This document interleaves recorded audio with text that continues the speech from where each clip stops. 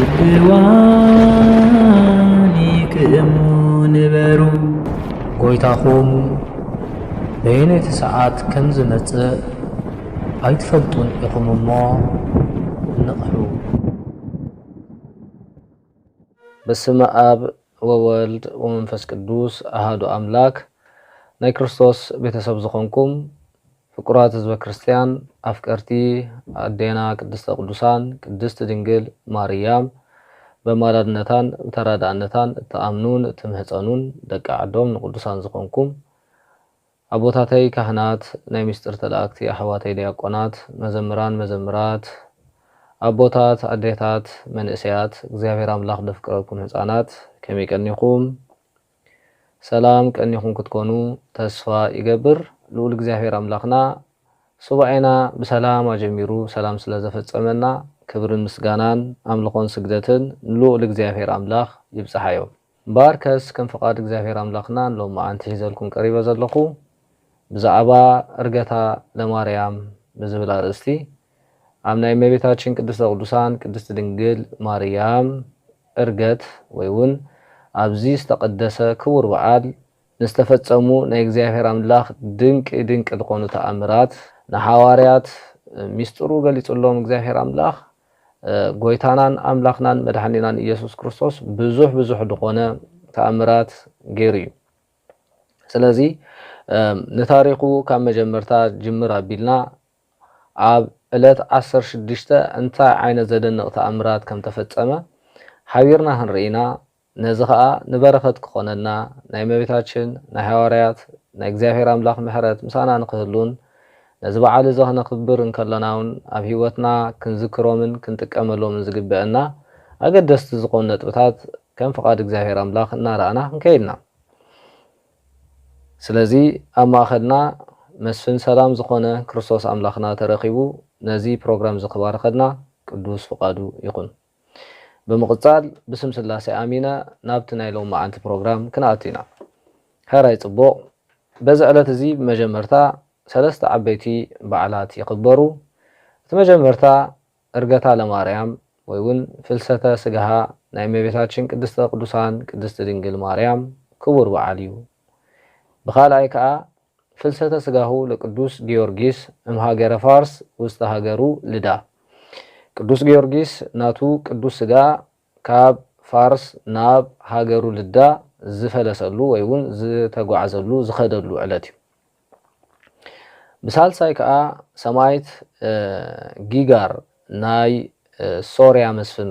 ሰማዕትነት ዝተቐበለሉ እዩ። ሰማዕት ጊጋር ጎይታናን አምላክናን መድኃኒናን ኢየሱስ ክርስቶስ ብህፃንነቱ እንከሎ ሄሮድስ ክቀትሎም ዝደለየ እመቤታችን ሂዛቶ ናብ ግብፅ ብትስደደሉ ዝነበረት እዋን ኣብ ሶርያ ኣብ ደብረ ሊባኖስ የዕሪፎም ነይሮም። ኣብ ዕሪፎም እንከለዉ ካብ ብዙሕ ነገራት ዝከላኸለሎም ዝነበረ ዝመስፍን እዩ። መስፍን ጊጋር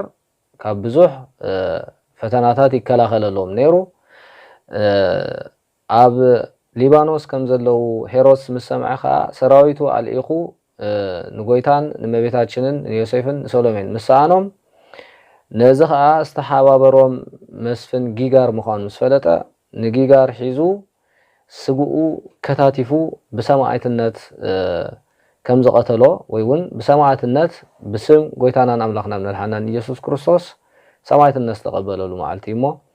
በረከት ናይ እመቤታችን በረከት ናይ ቅዱስ ጊዮርጊስ ሊቀ ሰማዕት በረከት ናይ ሰማዕት ጊጋር ምስ ኩላሕና ህዝበ ክርስቲያን ይኹን።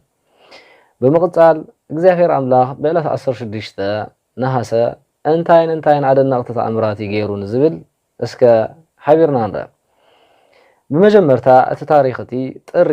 ሐዋርያት ንእመቤታችን ክቐብሩ ኣብ ዝኸድሉ እዋን ኣይሁድ ብቕንዓት ተላዒሎም ንታውፊንያ ብምስዳድ ዕግርግር ፈጢሮም ናይ እመቤታችን ስርዓተ ቀብራ ፋሕብትን ከም ዝኣትዎ ገይሮም እዮም። በዚ ምክንያት እዚ ከዓ ጎይታ ዓለም ኢየሱስ ክርስቶስ ንናይ እመቤታችን ቅድስት ድንግል ማርያም ቅዱስ ስጋ ወሲዱ ኣብ ገነት ኣብ ትሕቲ ዕፀ ሕይወት ኣቐሚጥዎ ነይሩ። ብከምዚ ምክንያት ከዓ ሐዋርያት ዘውትር ብንብዓት ተሰንዮም ንጎይታ ይልምንዎ ነይሮም። ናበይ ከይዱ ናይ እመቤታችን ናይ ቅድስት ኣዴኻ ስጋ ከይቀበርናያስ ናበይ ከይዱ ብምባል ይልምንዎ ነይሮም። ኣብ ከምዚ ኩነታት እንከለውን ኣብ ኣዓዶም ወይ እውን ኣብ ሃገረ ስብከቶም ኣብ ዓለም ኪዱ ሁሩ ወመሃሩ ኢሎም ነይሩ ከድኩም ንዓለም ስበኽዋ ኢሎም ስለ ዝነበረ ኣብ ሃገረ ስብከቶም ኣብ ዝተፈላለየ ማእዝን ናይ ዓለም ከይዶም ሰብኩ ነይሮም እዮም ግን ኣብ መንጎ ነዚ ናይ እመቤታችን ናይ ቅዱስ ስጋ ነገር ግን ኩል ግዜ ምልክት ሕቶ እዩ ነይሩ ነዓም ስለዚ ብከምዚ ጋጣሚ ወንጌላዊ ቅዱስ ዮሐንስ ኣብ እስያ እንዳመሃረን ከሎ ኣብ ነሐሴ 16 ተላን ደስታን ናብ ዘለዎ ገነት ብመንፈስ ቅዱስ ተወስደ ኣብ እስያ እንዳመሃረን ከሎ ቅዱስ ዮሐንስ ብመንፈስ ቅዱስ ናብ ተድላን ሓጎስን ዘለዋ ገነት እግዚአብሔር አምላኽ ወይውን ጎይታናን አምላኽናን መድኃኒናን ኢየሱስ ክርስቶስ በመንፈስ ቅዱስ ጸዊዑ ናብ ገነት አምጾ ናብ ገነት መስከደ ቅዱስ ዮሐንስ ንጎይታ አምና ያድዩ ቅዱስ ስጋ ኣብ ዘለዎ ኣብ ትሕቲ ዕፀ ህይወት ዘሎ መቃብር ኮፊሉ ረአዩ ኣብ ገነት ንጎይታናን አምላኽናን መድኃኒናን ኢየሱስ ክርስቶስ ርእይዎ ማለት እዩ እዚ ክርስቶስ አምላኽና ሓደ ተአምር ንሐዋርያት ክገልጸሎም ስለዝደልየ ንቅዱስ ዮሐንስ እንታይ ገይርዎ ናብ ገነት አምጺዎ ብድሕሪ እዚ ጎይታ ከዓ ንሸውዓተ ሊቃነ መላእክት ጸዊዑ ካብ ኣብ ትሕቲ ዕፀ ህይወት ዘሎ መቃብር ንናያድዩ ቅዱስ ስጋ ከውጽእዎ አዘዞም ንሳቶም ከዓ ንናይ ንጽሕቲ አድዩ ስጋ ንኸተውጺ ጎይታ አዚዙ ኩሎ ብምባል ነታ መቃብር ተያ አዚዞማ ብድሕሪ እዚ بتأمر كابت مقابرتي نائم بيتاچن قدوس سغا وصل بدهريو غويتا خمزن بال تزاريو استفتخي ادي ولاديتي نام ناي زلعالم منግስተ ሰማያት መታን ከስግረኪ ንዒ ናባይ በመባል ጸውዕዋ ኣብዚ ግዜ እዚ ኣብ ገነት ዘለው እጽዋት ካብቲ ዝተፈጸመ አበይት ተአምራት ኣብ ገነት ዘለው እጽዋት ንኽብሪ ወላዲተ አምላኽ ብሙሉኦም ኣብ ዘለው እጽዋት ሰጊዶም መላእክትን ሊቃነ መላእክትን ጻድቃንን ሰማዕታትን እንዳሰገዱላ ፈጽሞም እንዳመስገንዋ ጎይታና መንግስተ ሰማያት ታገይሯ አሪግዋ ኣብዚ ግዜ እዚ ቅዱስ ዳዊት በበገና እታ ንግስቲ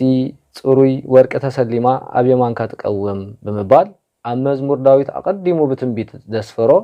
መዝሙር 45 ፍቅድ 9 አቀዲሙ በትንቢት ዝተዛረበ ቃል እንዳዘመረ ንመቤታችን ናብ መንግስተ ሰማያት አፋኔማ ቅዱስ ዳዊት በገኑ ሂዙና ዘመረ ጻድቃን ሰማዕታት ኩሎም ንመቤታችን እንዳመስገኑ እጽዋት ከይተረፉ ንመቤታችን እንዳመስገኗ ክርስቶስ አምላኽና ንወላዲታ አምላኽ ወይውን ንወላዲቱ ኣብ ናይ ችሩቤል ሰረገላ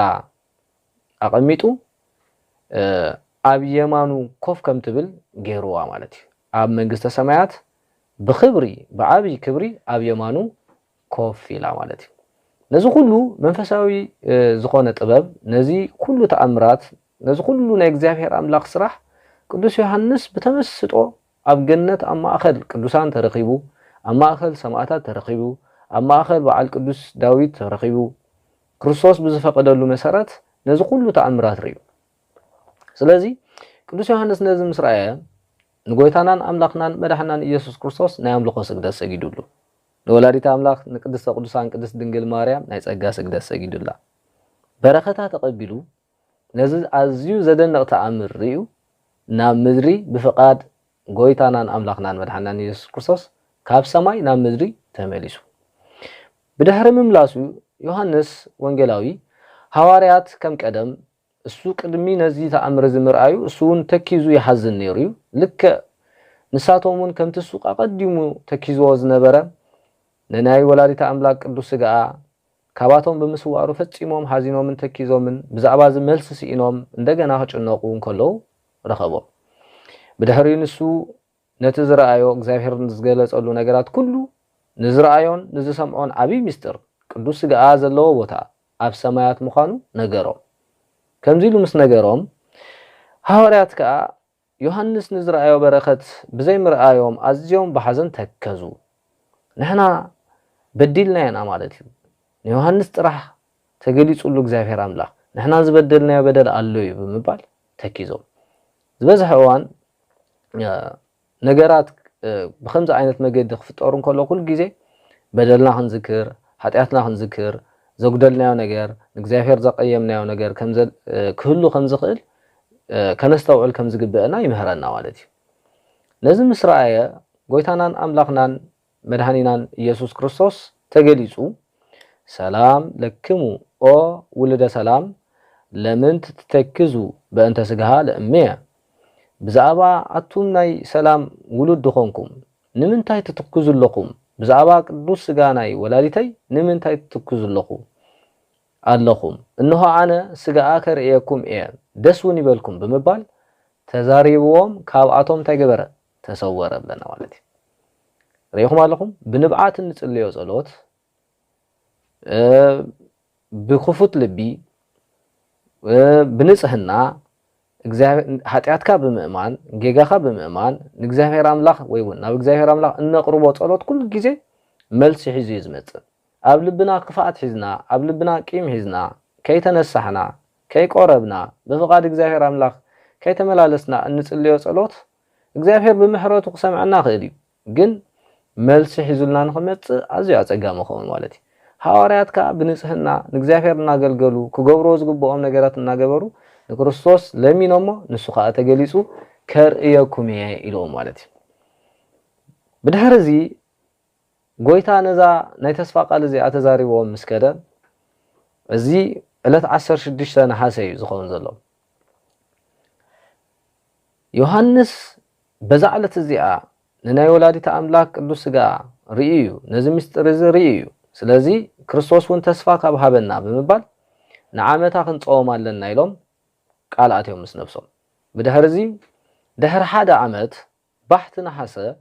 ቅዱስ ዮሐንስ ኣቀዲሙ ከም ዝረአየ ገሊጽና ኣለና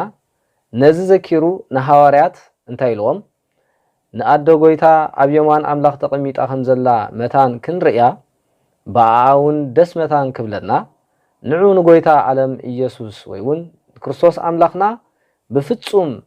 ንብዓትን ጸሎትን ተሰኒና ነዘን ክልተ ሱብዐ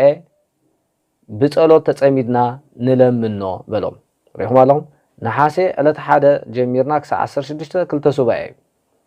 ሓደ ሱብዐ 7 መዓልቲ ክልተ ሱብዐ 14 መዓልቲ ስለዚ ንክልተ ሱብዐ ክርስቶስ ኣምላኽና ብጾምን ጸሎትን ተሰኒና ንእግዚአብሔር ኣምላኽ ንለምኖ ኢሉ ኣዘኻኺርዎ ብድሕሪ እዚ ከምቲ ቅዱስ ዮሐንስ ዝበሎ ኩሎም ሐዋርያት ተኣኪቦም ሱባኤያት እዮም ልክ ኣብ መበል 16 መዓልቲ ጎይታ ዓለም ኢየሱስ ክርስቶስ ንኩሎም ሐዋርያት ናብ ኣቶም ተገሊጹ ንብሙልኦም ናብ ሰማያት ሒዝዎም ኣሪጉ ብድሕሪ እዚ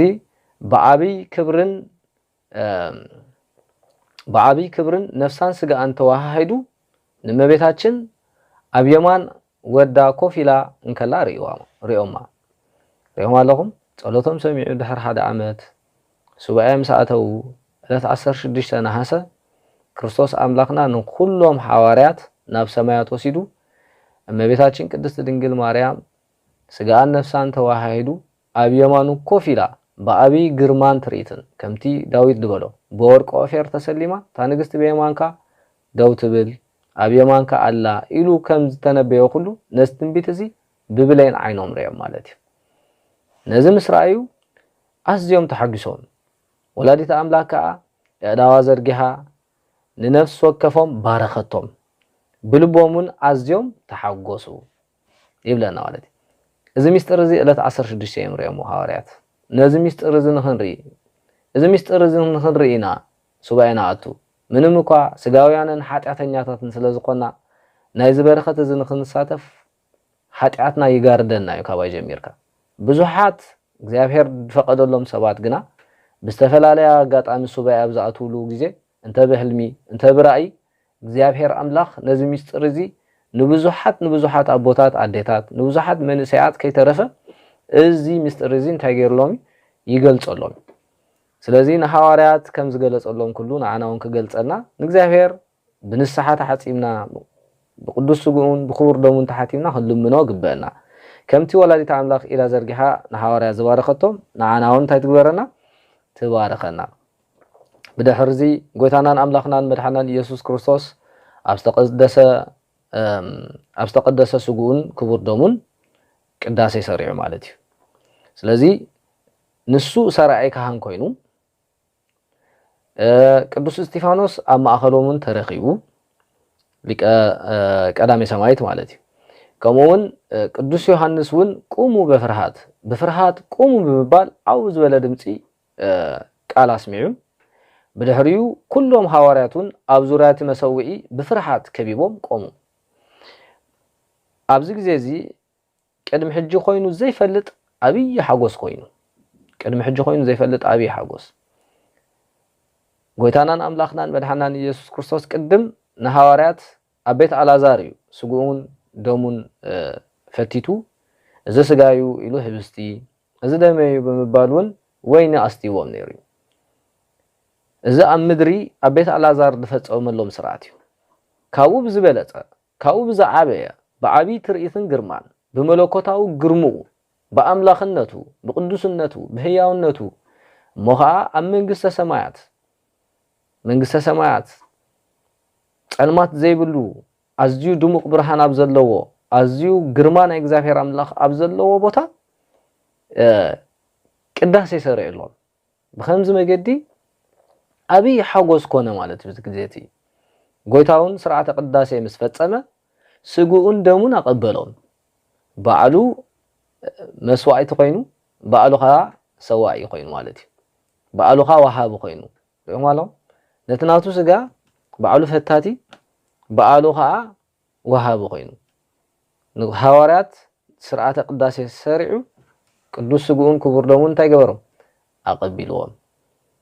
ድሕርዚ ጎይታ ነዲኡ ወላዲቱ ኣብ ሰረገላ ኪሩቤልን ሱራፌልን ተቐሚጣ ክትዓርግ ከላ ከምዚ ኢልዋ አዝዝዮሙ ለውሉድቺ ሐዋርያት ከመ ይስብኩ ውስተ ዓለም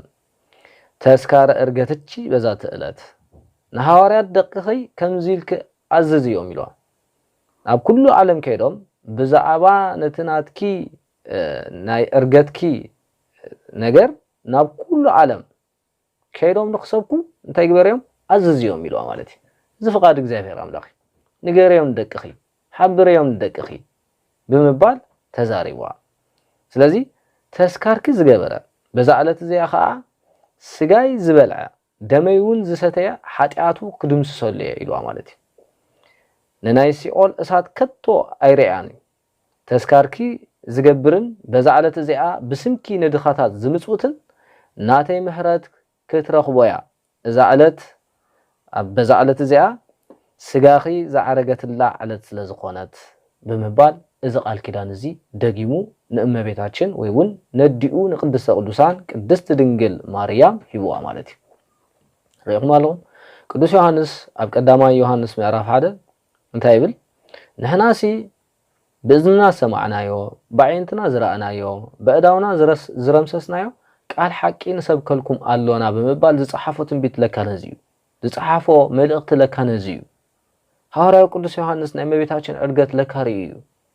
ናይ እመቤታችን ዕርገታ ናይ ወላዲተ አምላኽ ኣብ ሰማይ ምህላዋ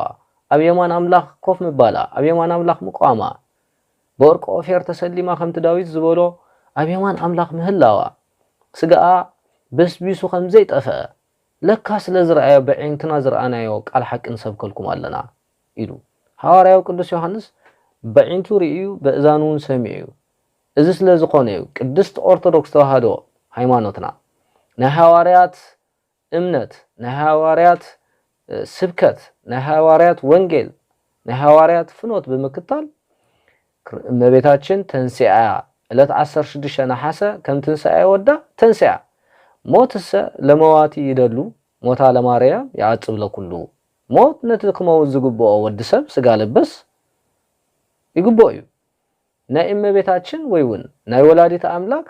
አምላኽ ዘወለደት ንአምላኽ ዘጥበበት ንአምላኽ ብድንግልና ዘወለደቶ ንአምላኽ ኣብ ማሕፀናት 9 ወርሕን 5 መዓልትን ዝጾረቶስ ናታ ሞት ግን ኣዝዩ ዘደንቕ እዩ ብምባል እዩ ቅዱስ ያሬድ ዘሚሩ ማለት እዩ ስለዚ እምበኣር ብኸምዚ መገዲ ኣዝዝዮሙ ለውሉድቺ ከይዶም ንዓለም ኩሉ ክንሰብኩ ኣዝዝዮም ኢልዋ ማለት እዩ ብኸምዚ መገዲ ሐዋርያት ብዓይንቶም ዝረአይዎ ምስክር በእዛኖም ዝሰምዖ ምስክር ነዚ ድንቂ ተኣምር ሪኦም ንዓና ንህዝቢ ዓለም ወይ ውን ኣብ ዓለም ንዘለና ፀኒሕና ብድሕሪኦም እንመጽእ ጀነሬሽን ብድሕሪኦም እንመጽእ ውሉድ ክርስቲያናት ህዝብ ዓለም ኩሉ እዚ ስብከት እዚ ሰቢቆም ማለት እዩ ስለዚ ብከምዚ መገዲ ቃል ኪዳን ካብቲ ደስ ዝብል ከዓ በዛ ዕለት እዚኣ ክቡር ስጋይ ቅዱስ ስጋይ ክቡር ደመይ ዝበልዕ ናይ ዘለዓለም ህይወት ኣላቶ ሕማቅ ወይ እውን ናይ ሲኦል እሳት ኣይትረኽቦን እያ ናይ ዘለዓለም ህይወት ክህቦ እየ ነፍሱ ብሓጢኣት ተጨማሊቃ ከምትጠፍእ ንክትጠፍእ ኣነ ኣይፈቅድን እየ ብምባል ኣዝዩ ዓብይ ቃል ኪዳን ከኣትላ ማለት እዩ ስለዚ ህዝበ ክርስቲያን እግዚአብሔር ዳሃበና ዓብይ ተኣምር ዝኾነ ዓብይ ዝኾነ ጸጋ እዩ ነይሩ ንሕና ግን ብገዛ ፍቃድና ብስጋዊ እንታና እናተመላለስና ካብ ስጋን ደምን ናይ ክርስቶስ ኣምላኽና ርሒቕና ንርከብ ካብ ጾምን ጸሎትን ርሒቕና ንርከብ ነዛ ናይ 16 መዓልቲ ጾም ናይ 15 መዓልቲ ጾም ናይ ክልተ ሱባኤ ጾም ከይ ጾምና ከም ድሌትና እናበልዓና እናሰታናን እንነብር ብዙሓት ኣለና ማለት እዩ ብዙሓት ዝበረኸት ዝሓልፈና ስለዘሎ ኣብዛ ዓመት እዚኣ ዘይጾምና ኣብታ ትመጽእ ዓመት ሱባኤ ናይ እመቤታችን ዘን ክልተ ሰሙን ጾመ ብንስሓ ተሓጺበ ክቆርብ ብምባል እስከ ቃል ኪዳን ምስ ገዛ ነፍስና ኣለቶ ንመን ከሕሾ ንዓና ክሕሸና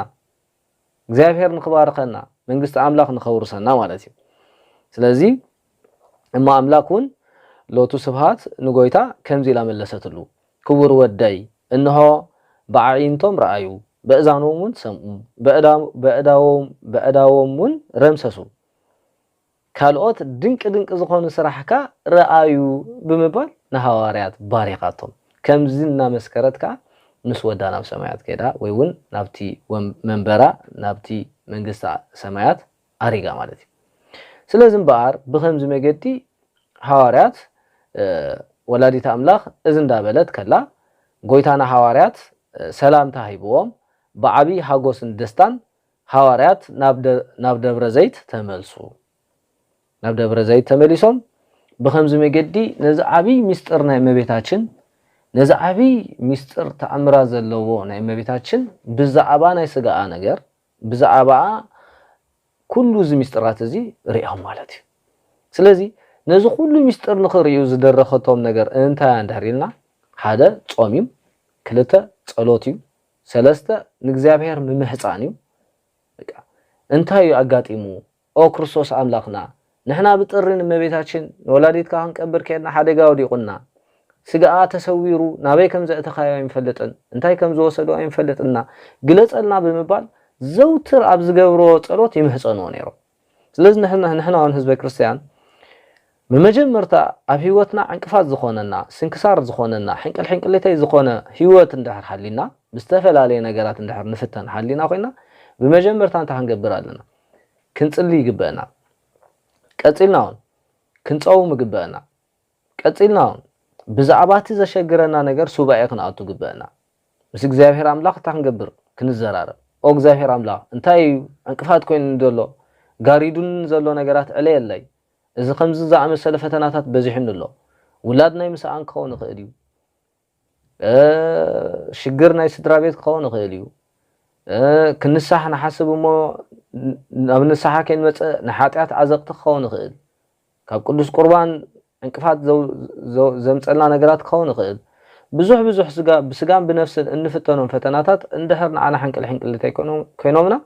ብጾምን ብጸሎትን ንእግዚአብሔር ኣምላኽ ወይ እውን ንጎይታናን ኣምላኽናን መድሓናን ኢየሱስ ክርስቶስ ክንሓቶ ግበአና ሃዋርያት ነዚ ስለ ዝገበሩ እዮም ጸሎቶም ሰሚዑ ምህላኦም ሰሚዑ ሱባኤኦም ሪኡ ንጽሓ ልቦናኦም ሪኡ ኩሉ ነገራቶም ተዓዚቡ እግዚአብሔር ኣምላኽ ብግዚኡን ብሰዓቱን ነዚ ምስጢር እዚ ገሊጹሎም ማለት እዩ ስለዚ ንዓና እውን ነዚ ምስጢር እዚ ክገልጸልና ቅዱስ ፍቃዱ ይኹነልና በዚ ዕለት እዚ ዕለት 16 እንተኽኢልና ንስሓ እቲና እንተንቆርብ ክንደይ ሰናይ እዩ ምክንያቱ ናብ በዛ መዓልቲ እዚኣ ዝቆርብ ክርስቶስ ናይ ሲኦል እሳት ኣይከርእዮን እየ ንጥፍኣት ኣሕሊፎውን ኣይሂቦን እየ መንግስተይ ከውርሶ ኢሉ ቃል ኪዳን እመቤታችን ኣትላይ ኣብ ዮሐንስ ወንጌል ምዕራፍ 6 ፍቅዲ 54 56 እንድሕር አንቢብና ስጋይ ዝበልዕ ደመይ ዝሰቲ ናይ ዘለዓለም ህይወት ኣላቶ ኣብ 56 ንውርድ ኢልና ተንቢብና ኢኻ ስጋይ ዝበልዕ ደመይ ዝሰቲ ኣነ ምስኡ ክነብር እየ ብምባል በቲ ዘይሓልፍ ቃሉ ተዛሪብ እዩ ማለት እዩ ስለዚ ኣብ መወዳእታ استفتقهم حزب كريستيان نحناون ناي እመቤታችን ቅድስት ድንግል ማርያም በረከት መታን ክንካፈል እስከ ነዘን ነጥብታን ራይ የመጀመርታ በረከት ናይ እመቤታችን ከሐድረና ንሳ ዘውትር አብየማን አምላክ ቆይማ ንስሌና ስለ እትልምን ንእመቤታችን ውዳሴ ማርያም ለዕለት ውዳሴ ማርያም እንተ ገደደ ከነብጽሕ ግበና ናይ ሶኒ አብሶኒ ናይ ሶሉስ አብሶሉስ እናበልና ንእመቤታችን ነፍቅራ እንዳህር ኮይና ውዳሴ አخ ነብጽሕ አለና ብዙሃት ህዝበ ክርስቲያናት ንድንግል ማርያም ነፍቅራይና ንብል ፍቅርና ግን ናይ አፍጥራይ ምክንያቱ ነፍቅራ ንብል ውዳሴ ማርያም ግን አይደግምና ነፍቅራ ንብል በጸሎት ደግፍና በመባል ንእመቤታችን አይን መሕፀናና ነፍቅራና ንብል ናይ አፍጥራህ ኮይና ተሪፍና አለና ብዙሃት ማለት እዩ አገልግልትና የቤተክርስቲያን ከይተረፍና ጸሎት ውዳሴ ማርያም ከደገምና ነው ዕል ብዙሃት ኢና እዚ ጌጋዩ ንድንግል ማርያም ነፍቅራ እንዳህር ኮይና ናዕለት ውዳሴ ማርያም ከነበጽሕ ይግበና ማለት እዩ ንመንከሕሾ ናና ካሸና ተኻላይ በፍጹም ሓጎስ ተስካራ ንግበር በቃ ተስካር ናይ እመቤታችን ምግባር ማለት ንድንግል ማርያም ምዝካር ማለት በረከት ናይ እመቤታችን ምክፋል ማለት እዩ በኸመይ እንደህሪና በዛ ዕለት እዚኣ ምጽዋት አውጪና ካብ ዕሽር ካብ ገንዘብና ዕሽር አውጪና ንድኻታት በመሕጋዝ ንዝጠምኡን ንዝጠመዩን በመብላዕ በመእንጋል ካብታ ዕሽር እንደህር አውጪና በስም ቅድስት ድንግል ማርያም ኢልና እንደህር ሂብና በሐቂ ገነት መንግስተ ሰማያት ንወርስ ማለት እዩ ምክንያቱ በላዕ ሰብ 78 ዝኣርፉ ሰባት በሊዑ ክነሱ ግን በስም ተስካር ናይ ቅድስት ድንግል ማርያም ወለዱ ገብሩ ስለዝነበሩ ናይ ድንግል ማርያም ፍቅሩን ኣብ ልቡ ስለዝነበረ እዛ ናታ ተስካር እዚኣ በስም ቅድስት ድንግል ማርያም ጣሳ ዝሑልማይ አስትዩ ስለዝነበረ ብሰሪ እዛ ተስካር እዚኣ እዩ እግዚአብሔር ነፍሱ ምሕሮ ኣብ ፍርድ ዝቆመሉ እዋን እመቤታችን ተስካረይ ዝገበረ ሰማይ ዝጸውዐ በሰማይ ጣሳ ዝሑልማይ ዘስተየ ከምሕረል ከልካን እንደኻ ወደይ ማዓረይ ወደይ ፍቁረይ መሐሮ يقربله بمبال نسليو دو مسبلتها بلا عسب دهنو ስለዚህ نحناون ካብ ዝተፈላለዩ ነገራት ክንድሕን ተስካራ ንግበር በዛዕለት እዚኣኻ ስጉን ደሙን ናይ ጎይታናን አምላኽናን ኢየሱስ ክርስቶስ ምቅባል ምስጋና ይብጽሐዮ ጎይታ ዓለም በምህረቱ ኸዓ ይጥምተና ማለት እዩ ነዚ እንደሕር ጌርና እግዚአብሔር ፍታው እዩ በቃ በዓሉን ሐዋርያት ዝገለጸሎም ይዝ ነገር ዝ ማለት እዩ ስለዚህ በኸምዙ መገዲ ነዚ በዓል ዘ ኸነኽብሮ በዚ መዓልት እዚ ዝተገብሩ ድንቅ ተአምራት ብውሕዱ ካብ ባህር ብጭልፋ ነዚአን መስሉ ማለት እዩ ስለዚህ ዕለት 16 ዓመት ነሐሴ ፍልሰታን ነኽብረሉ መዓት ምኽንያት ካብ ዝተበጊሰ ቅድስት ቤተክርስቲያን ናሞ ናይዚ በረኸት እዚ ተሳተፍቲ ስለዝገበረና ንእግዚአብሔር አምላኽ ክብር ምስጋና ንዕኹኖ ርሑስ በዓል ይግበረልና እመቤታችን በተን ልምሉማት ዝኾኑ እዳዋ ንሐዋርያት ከም ዝባረኸቶም ኩሉ ንዓይና አኻትኩም ንኹላህና ትባርከና ኣብ ገዛናን ኣብ ህይወትናን እንቅፋት ንዝኾኑና ኩሉ ብጸሎታን በማላድነታን ብናያደነት ፍቅራን ኩሉ ክትአልየልና ዘውትር ብጸሎት ክንመሕፀና ይግበአና ከምኡን ጎይታናን አምላኽናን መድኃናን ኢየሱስ ክርስቶስ ኣብ ትሕቲ ዕፀ መስቀል ዮሐንስ ወንጌላዊ እንህታ ዴኻ ብምባል እንህ ወድኽ ብምባል ኣብ መስቀል ተሰቂሉ እንከሎ ጎይታ ዝሃበና ኣደ ስለ ዝኾነት ነዚ ዝገበረ ልዑል እግዚአብሔር ነዚ ዝገበረ ጎይታናን አምላኽናን መድኃናን ኢየሱስ ክርስቶስ ክብርን ምስጋናን ኣምልኾን ስግደትን ንዑ ይብጽሐዮ ብድጋሜ ርሑስ በዓል ይግበረልና ንዓይንድኹም ሓውኹም ኣብ ጸሎትኩም ዘክሩኒ እዚ ፕሮግራም እዚ ጠቃሚ ኮይንኩም እንደረኺብኩሞ ናብ ካልኦት ሰባት ሼር ግበርዎ ላይክ ግበርዎ ሳብስክራይብ ብምግባር ከዓ ናይዚ ዩቲዩብ ቻናል ኣባላት ክትኮኑ ይላበወኩም አላዒሉ ዘጀመረኒ አጀሚሩን ዘፈጸመኒ ንልዑል እግዚአብሔር አምላክ ክብር ምስጋናን አምልኾን ስግደትን ይግባእ ስብሃት ለእግዚአብሔር ወለወላዲቱ ድንግል ወለመስቀሉ ክቡር አሜን